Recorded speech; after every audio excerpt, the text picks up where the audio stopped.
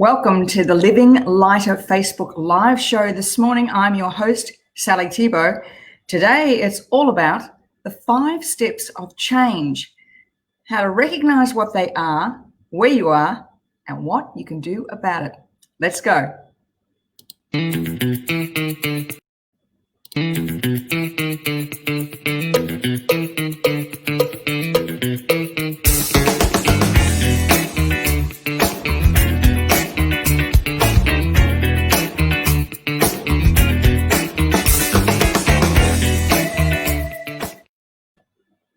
Good morning and welcome. I'm really excited about today's show. It is a one that's kind of close to my heart and something that I work all the time with my clients, and that's looking at where they are when it comes to where they're at this moment. So I'm going to be keeping a close eye on the comments today. We will be going through this, and we'll stop kind of halfway through and go back through the comments. But please, just above this is where you can give StreamYard the permission to add your comments. So as you come on this morning, just above me should be a link. It says Facebook/StreamYard, and that will give you the ability to comment as we go through. Rightio, I'm going to jump straight into this because we've got a big show and I want to get onto it straight away. So first of all, as you hop on, let me know if you can hear me, first of all. And if you're on this morning, all right, let's go into it straight away. You know, there is, whenever you want to create a new habit or you want to make change, there's going to be some things you have to change in your life. You can't make change without you making change as well.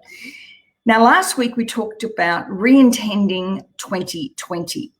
In order to do that re-intention of 2020, there's going to have to be a decision made about what you want to do. Now, last week, a lot of people looked at their word. What was my word? Is it really still relevant to what I want to achieve? And so then again, going back and re-looking at your goals and your habits. So what we're going to be looking at, you can hear, but I can't see the link that you are referring to. So where the information is about the Facebook Live, all that information, if you just click down a little bit, you should be able to see Facebook, it's StreamYard/Facebook. And that should be able to give you the information that you're looking for. All right, let's look at the 5 stages of change, shall we? Let me just get this up and I'll show you first. So the 5 stages of change that we look at. First one, we're going to go through these one at a time. So there's heavy, bumpy, messy, airy, and then lighter. And we're going to go through these one at a time. So let's look at, first of all, heavy. Now, this is where you first start. This is where, in order to create a habit from an intention, it just requires that first initial stages, willpower and determination. So you're going to create the vision and you're going to intend the emotion, and then you have to set the actions. What are you actually going to do? So, for instance, let's use exercise as a referral. You know, for years I worked in the fitness industry. People would come into the gym and they'd be so excited about whatever decision they'd made, that I'm going to lose, 5 kilos or 10 kilos, or I want to get fitter, or I want to get stronger. That was the intention. And then we'd set out a program for them. And in that program, we would start at day 1 and then progressively get harder as the weeks went on. Now, what's really interesting is that in that initial phase, there's kind of an adrenaline rush. Okay, I really want to do this. This is what I want to do. I'm really excited. There's an excitement about it because you can sort of see the change or want the change. But, when people used to come into the gym to do the exercise, those first week in particular was hard because we were setting them exercises, programs that were taking them out of their comfort zone. So their muscles were sore, or they might have felt tired after an exercise workout. Now, the same thing happens no matter what your decision is. If you want to lose weight, or you want to start a new business, or you may be intending that you're going to journal more, or declutter the house, or whatever it is, in that first initial stage, there's an adrenaline rush. That adrenaline rush doesn't last very long. It kind of dips down. And at that point, all you've got to deal with is willpower and determination. Now, our brain doesn't like change. It just doesn't like it. Our brain is designed to keep us safe. So when you're creating a new intention, you've got to step outside of your comfort zone to do that. And your brain's going, this is uncomfortable. I don't like this. I like it better when you're sitting on the couch. I like it better when you're having a bowl of chips while you're watching a movie at night. I liked that better. And you're deciding you don't want to do that anymore. So there's a disconnect. And at that point, all you have to rely on is your willpower and your determination. Now, this part, this heavy part, normally lasts anywhere from about day 10 to about end of week 3, this part, because the habits haven't yet slipped into place. It's uncomfortable. You may have decided, for instance, you're going to go work out every morning. So you've got to wake up a little bit earlier. Maybe you have to go to sleep a little bit earlier at night. Something has to change. And that change requires willpower and determination. I can't tell you really that there's anything easy about this part. There just isn't. It just takes time to put those habits into place. But what you can do in order to help you get through that is, one, to create that strong vision. So what is it you really want? Make sure it's strong. And we talked about a couple of weeks ago, create the vision and imagine the emotion. How does that really feel? And then to take that action. So you just got to create that strong vision. That's number one. Number two, and I can't emphasize this enough, you have to have the simple habits. If you go trying to make it too complicated, it's not going to work. You will stop doing it. Be too hard because your brain's working against you, remember, at that time.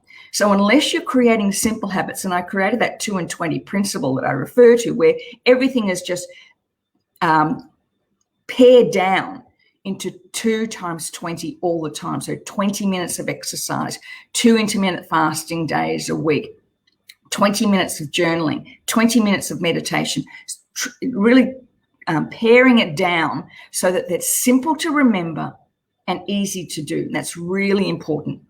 Also at this stage is when you should be, if you haven't done so already, been doing the inner work.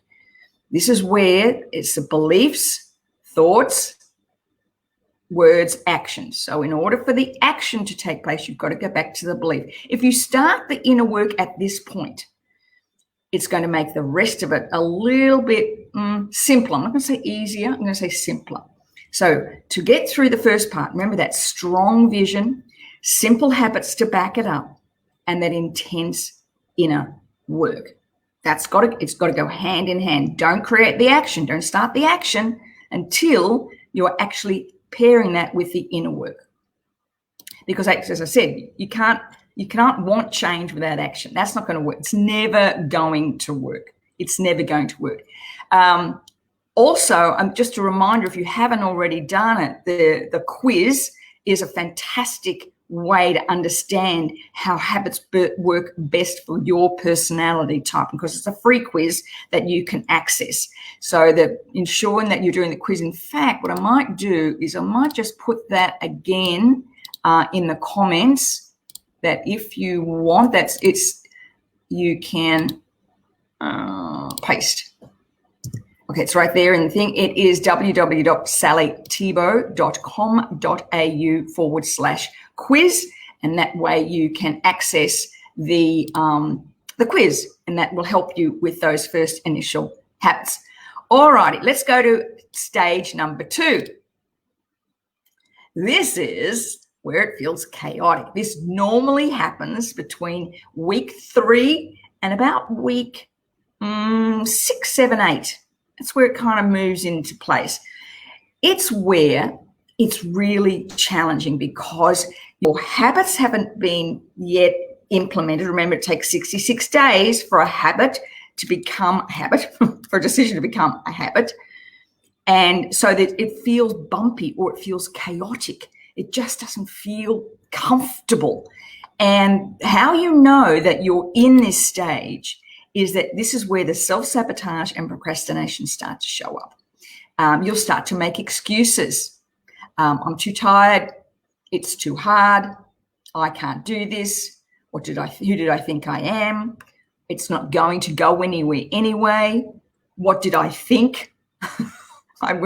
Who do I think I am? This is self-sabotage and procrastination right in this bumpy part. Feels chaotic. Doesn't feel right. Remember, your brain is fighting against you all this time because it doesn't like change and you're trying to push through it. And that initial pump of adrenaline has gone. So you're just totally relying on that, again, that willpower and determination. And this is where the self-sabotage and procrastination, and I relate it back to the fitness industry because this is when everything starts to hurt. You're feeling the pain in your body and you're not seeing the results yet. They're just not happening yet. So there's a real doubt setting up in your mind. So how to get through that? Number one, what we call habit stacking. So for instance, you may have set an intention to get up early and to exercise every day. Let's say that. Okay, so what's a habit stacking thing that you can do? When you go to bed at night, lay out your exercise clothes. Put your shoes at the front door. So when you wake up, the first thing you see is your exercise gear and your shoes are at the front door. Creating that habit the night before. Making sure you're going to bed at a regular time. Habit stacking for me when I wanted to increase my water intake was writing it down. So I was actually ticking off that I was doing it. Then I would go back sort of at the break between clients and check. That was my habit. I got into the habit of checking after each of my clients and then moving forward from that. So just making sure that you are creating that habit stacking. Then you might say, okay, well, I'm going to get up and walk every morning. So you've got the exercise clothes out, the running shoes at the door, you've out for a walk. And if you're doing the 20-20 principle, you know it's a 20-minute walk with 2 HIT. You come back and say, I'm going to add, that's when I'm going to do my meditation, or that's when I'm going to do my journaling, or that's when I'm going to do my push-ups. So you're stacking on the habit. This is also the time where you're looking at EFT. So you're looking at the underlying issues that are causing you to really struggle with setting this up. So this is where your beliefs, because the self-sabotage, as I mentioned before, and the procrastination are simply beliefs. They're part of an old story. Meditation and daily journal writing. I can't emphasize enough when you're going through this 5 steps to get into the habit of writing daily in your journal, because you're going to be making small incremental achievements along the way. And we're looking for the big goal all the time, especially my achievers who are on the call. You're looking for the big goals all the time. And the thing is, you become somebody different along the way. Because once you set an intention to make a change and you're putting action behind it, you're creating somebody different. You're becoming somebody different. And sometimes you forget. So daily journal writing is exceptionally important at this point. All right, let's move on to stage number 3. This is the messy part. Now, this is where it feels disjointed. This part is where, you know you're in this part because you start to question, you have doubt, and fear starts to arise. Now, this is the part where you kind of left behind the old habit. This is usually happens round about week 8, 9, somewhere in there, where you know you can't go back to where you were before. You can't go back there, but you're not seeing the results yet. And so the doubt starts to rise and you start to question yourself. Am I really doing the right thing? Can I achieve this? Fear starts to rise because you know you can't go back, but you know you can't, you're kind of stuck in that fear. Am I doing the right thing? And this, as I say to my clients all the time, this is where they start to question me. They start to question whether working with me is the right thing. They're wondering if they've invested in something and it's not going to work. This is it happens with all my clients. So any of my clients on the call who are going through this right now, it happens to everyone. This is where it's like, I don't know if I can do this. Have I invested this money and it's not working? And it just happens at this point because it happens because you're about to make a big breakthrough. And that's the fear. The fear comes in when you're about to make the big breakthrough. So how do you get through this? Number one, you go back and review your habits. Okay, what is not working? Have I set my habits are too out there? Are they too hard? Have I, is it not good for where I'm at in my life? Am I expecting too much change? The deeper inner work, this is going deep. Like, we've got to get deep now because this is where people give up. And that's so sad. Let me just have a sip of water. Excuse me. And that's so sad because this is where people give up. Okay. This is the other part, is going to what I call living in the question. Now, living in the question was where you start to ask the question, what's going on for me? Excuse me. What's going on for me? Where is this doubt coming from? Where is this fear coming from? What's a past story I'm telling myself? And this part, this messy part, is really about trusting in the process. Remember, your past stories that sit in the amygdala in your brain are wanting you to go back to your comfort zone. All your fears are going to start coming up. I failed in the past. I've set intentions like this in the past and I haven't done them. But you've let go of the tether at that end, but you haven't quite anchored at the other end. You're in no man's land. And that's the part. So as I said, it's reviewing your habits, doing that deeper inner work. Okay, what's really going on for me? I can't emphasize how important it is for EFT and meditation at this point. A little sip of my ginger and lemon tea. Live in the question, what's really going on for me, and trust in the process. You just got to trust in the process. I'm going to get to all the questions in a moment and your comments. Next one, number 5, just feels untethered. I mentioned before in that sort of towards the end, that messy part, you've let go of this part, this where you were, and you haven't quite anchored into the next part. This is where this is really all bets are off. And in fact, when I'm doing a presentation for this, I've got a great image of a woman walking across a great ravine with a balancing bar. And, there's a drop. She hasn't quite reached the other end yet, but it's just trust at this point. How you know you're feeling untethered, how you know you're in this AIRY part, because the thing that comes up most of all, everybody that I've ever dealt with before, at this point, I know they've reached the AIRY part because the imposter syndrome shows up. The imposter syndrome. And it's literally like, who do I think I am? What gives me the right to think that I can lose this weight, make more money, create this business, get in front of camera, ask for this promotion? It's right here. Happens right here. And when I see my clients doing this, I know we are ready for a huge breakthrough. It's just, you can see it, I can hear it in their voices. I start to hear the words that they're not saying, and it's right here. And this is huge doubt about, am I good enough to do this? And it always is just before the breakthrough. So this is what you have to do at this point. 1, revisit your vision. Go back and look at that vision again and get into it. Create that bigger picture for yourself. I have one for myself, and that every day I'm working on it, every day I'm tweaking it, every day I'm adding something more to this vision, and I get more and more excited about it.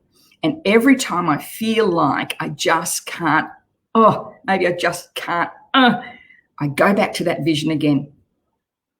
Find the past limiting story, because it'll pop up really quickly for you. You'll know right here that you find this past limiting story. And above all, do not give up at this point. Do not give up at this point, because it's at this point you're just about to break through. And it's scary. It's really scary, because who will you become when you break through? Who will you become? You are just about there. All right, before we get to the next part, I'm just going to go and have a quick look at the comments. Oh, good. Love the written tabs. Fantastic. Excellent. Still can't find the link. I don't know where it is either at the moment. So I wonder if I can. No, I'm too scared to do that in case I lose you guys. It's going up another tab, but I can't. It's just streamyard.com/Facebook. It should be right above where you can see me right now in the description. If you scroll right down, there should be a link. It's awesome. Okay, great. Let's go back. Any comments or questions, please pop them in, and I'm going to come back to them in a minute, because I want to get to the next part and to describe what happens when you actually know you've broken through. When you actually know you've broken through, and that's called lighter. It feels free and effortless.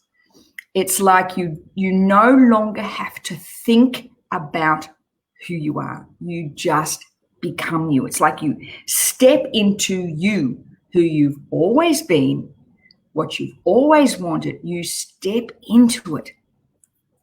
And can I tell you, it is the most wonderful feeling in the world. Now, what's really interesting about this part too is that often people forget what they were like before. And it's only when somebody says, "Oh, you look wonderful," or "What have you done? You look amazing," that you go, "Oh, well, I don't know," because you forget. Because the change is cellular. You don't have to think about it. You don't have to think about the change. It's cellular. And then things just flow. You start to manifest things. They start to show up in your life. And you can't explain it. It's coincidence. Things will just happen. People will just show up. You'll start to see things and read things and hear things that are exactly the thing you've been asking for. And that happens all the time. And there's an eloquent essence that comes from that feeling when it just feels lighter and effortless. And that's what we're aiming for. I'm going to go back and we'll just go through each of those steps again. Let me just have a look at the comments. Oh, you have to get out of the live. Oh, okay. Thank you. Yeah, I don't know why it's not showing up as well this week as it was last week. Let's go to the excuse me. Here we go. Oh, let me just get this off. Hide that. All right. So let's go through the steps again. Number one, when you first start, feels heavy and hard. Just feels hard. Number two, bumpy and feels chaotic. You're using a little pain here. It's too hard. Messy. Oh, I can't go back to where I was, but not where I'm going. And am I spending all this money and nothing's happening? And I've committed to something, maybe a gym membership or working with me or whatever it is. And you're just like, nothing's working. Am I going to waste all this time and money again? Get to the AIRY part, and your self-imposed limitations, that impostor syndrome shows up, and you're questioning yourself. And finally, you get to that AIRY part, which is just before the breakthrough to lighter. And that's where the change happens. That's where we want you to be, where you feel lighter and free and life just flows. So Are there any questions before we finish today? Where am I? I am a bit lost at the moment. What have I done? Oh, I know. Here we go. If you think, you know what, I think I need to have a chat because I'm not sure which part I'm in, but you know what? I don't want to do this anymore. If you're there, click on the link. I'll actually put it in the comments, and let's have a chat. You know, like, what are you waiting for? Really? Here we go. Here we go. If you're ready to change, let's have a chat, and let me see if and how I can help you. Oh, you're welcome. You're welcome. Thank you, everybody. I'm going to try and fix that link. I don't know how I make sure that people see it. I tried to pick it up and put it somewhere the other day, and I can't. But as I schedule the calls, it comes up all the time. On next week's show, I'll try and make sure that it's in the upper comments so that you can comment. I can see it because I can't see until I get off who has commented and who has not. I'm liking this new platform for a number of reasons, but that is one of the ones that's annoying. So if you would like to have a session with me, the link is in the comments. Just calendly.com/Sally Thibault /strategy-session. And I'd love to be able to help you to really get through this part. This 2020 is started off, the second part of 2020 started off with a bang. And we are in the midst of some incredible change. Grab the popcorn because it's a pretty bumpy ride from here on in. We need you. We need you. We need those people who are wise and self-actualize. All right, everybody. You're very welcome. And we'll see you all on the Living Lighter Facebook Live show next week. See you then.